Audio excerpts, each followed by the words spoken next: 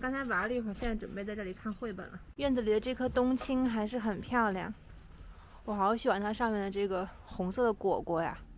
我在想要不要摘一些，把它剪下来装饰圣诞树。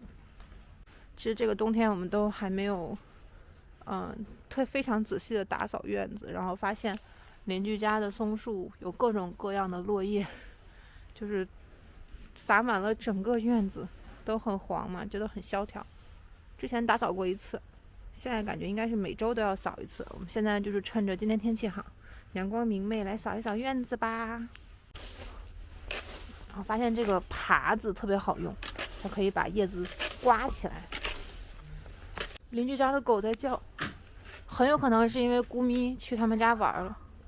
据说每次咕咪出现在院子里，他们家狗狗都会叫。是我们夏末秋初的时候，从花友家里面买的2颗，应该是买1赠1的这个爬藤玫瑰。这一颗呢是佛罗伦蒂娜，这一颗呢不知道叫什么名字，是个很好看的黄色的。哎呀，这是之前的生日气球缠上了，我后来又准备把它摘下来，不知道明年会不会开花。现在还是绿色的，希望明年可以开花花。我在这边奋力的扫叶子，猪咪已经在院子的那一边躺下了，它看到我它就起来了又。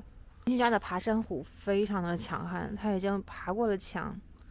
我本来觉得还挺好看的，但是有一个园林的这个专家，他们就说，爬山虎最好还是能把它剪掉，因为不然的话它会损坏到其他植物的生长。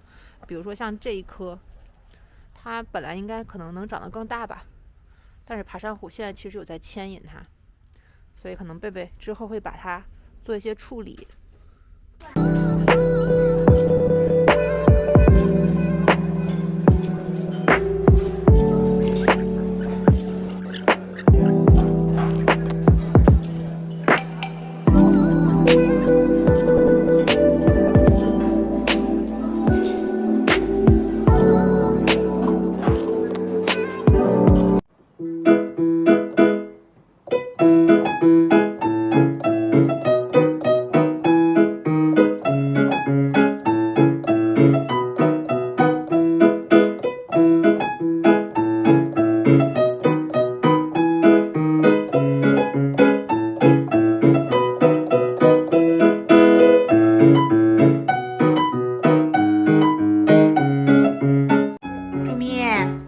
把圣诞树的灯打开好不好？圣诞树还没打开呢，就把灯打开吧。